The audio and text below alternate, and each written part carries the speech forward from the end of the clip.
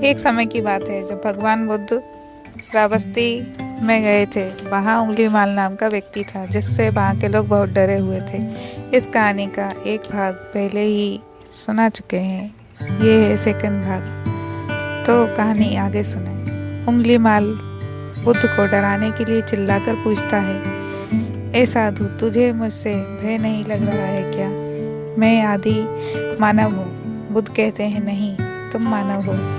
बुद्ध की यह बात उंगलीमाल के हृदय पर लगती है। पहली बार उसे किसी ने मानव कहा था, परंतु इस बात को नज़रअंदाज करने का प्रयास करता है और बुद्ध से पूछता है, ए साधु, तूने ये क्यों कहा कि तू कब का रुक चुका है, जबकि तू तो चल रहा था? और तूने ये क्यों कहा कि मैं नहीं रुका? बुद्ध कहते हैं, मैं बहुत पहले ही रुक चुका हूँ, यानी मैंने ऐसे सारे बुरे कृत्य करना पहले ही छोड़ दिया है जिससे किसी भी व्यक्ति को कष्ट पहुँच सकते हैं। सब जीना चाहते हैं, बस तुम उन्हें करुणा से देखने का प्रयास करो।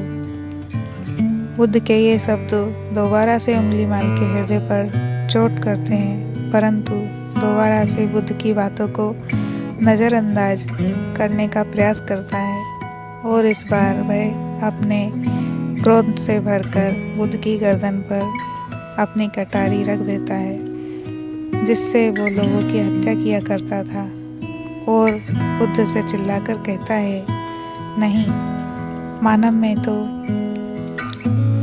ना तो प्रेम है और ना ही करुणा है, सिर्फ छल और कपट है। इसलिए मैं सबकी हत्या करूँगा और किसी को जीवित नहीं छोड़ूंगा।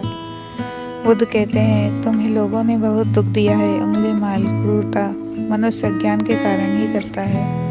ईर्ष्या, द्वेष, मोह, माया, ये सभी अज्ञान की ही संतानें हैं, परंतु वो व्यक्ति ही है जिसमें दया, करुणा, सद्भाव और समझ का उदय भी होता है।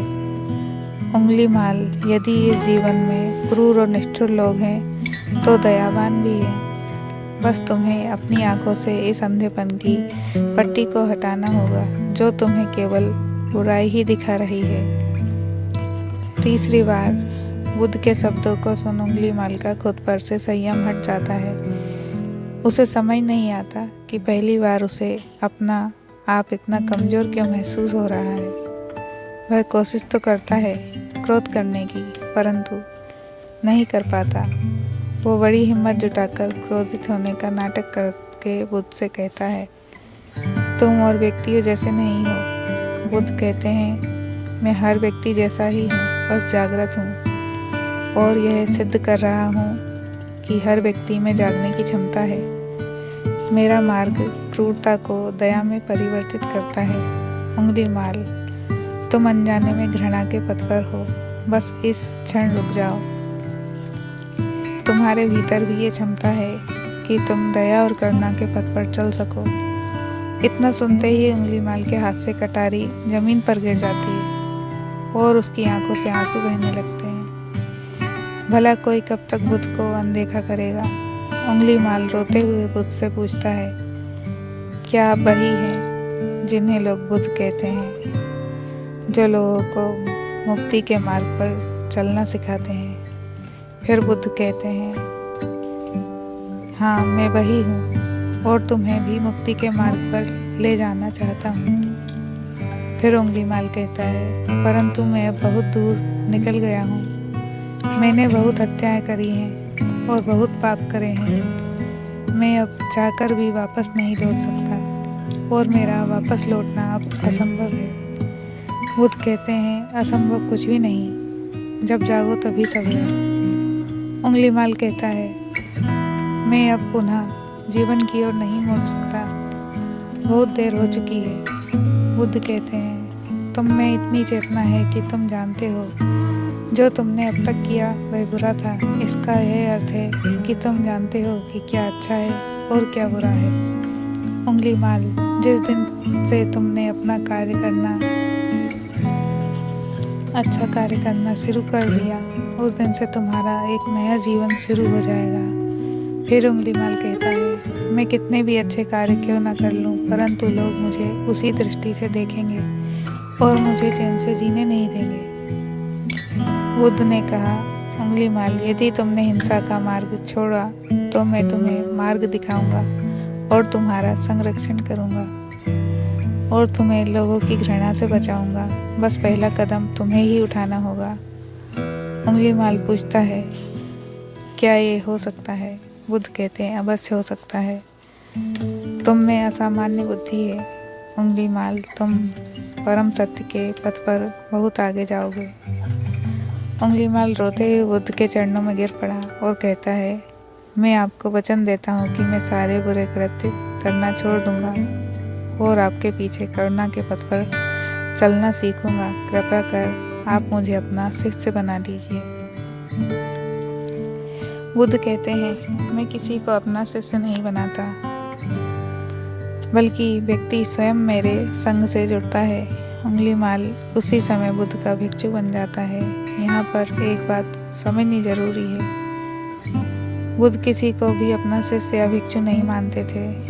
जो भी व्यक्ति उनके साथ जुड़ता था वो उसे केवल मार्ग दिखाते थे और वो उस मार्ग पर चलता था। भिक्षु और शिष्य शब्द केवल संग से जुड़ने वाले लोगों की पहचान होती थी। बुद्ध भिक्षु बनने के बाद उसका नाम अहिंसक पड़ जाता है। फिर बुद्ध ने जैसा उसका नाम रखा था और वो ठीक वैसा ही बन चुका था। उंगली माल राक्षस एक अहिंसक बना।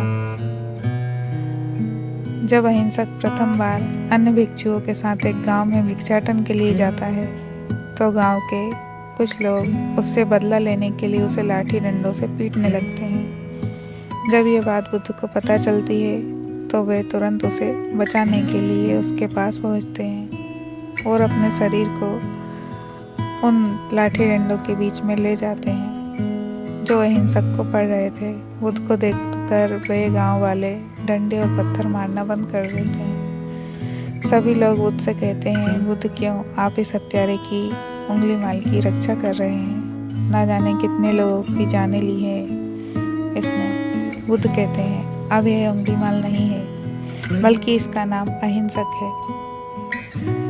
अब यह आपकी ही तरह एक मानव है। वे लोग कहते हैं, ऐसा आदमी कभी नहीं बदल सकता।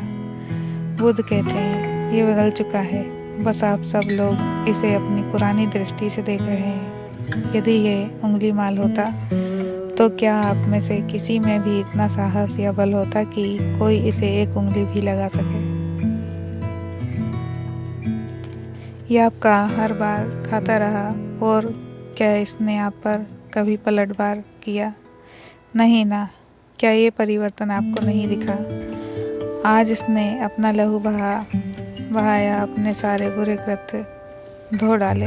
आप लोगों के द्वारा इतनी मार खाने के बाद भी इसकी आंखों में आपके लिए क्रोध नहीं है। क्या ये बदलाव आपको नहीं दिख रहा है? यह तो बदल गया, परंतु आप कब बदलोगे? इतने में ही उन गांव वालों में से एक स्त्री कहती है, यह परिवर्तन मैंने स्वयं देखा है।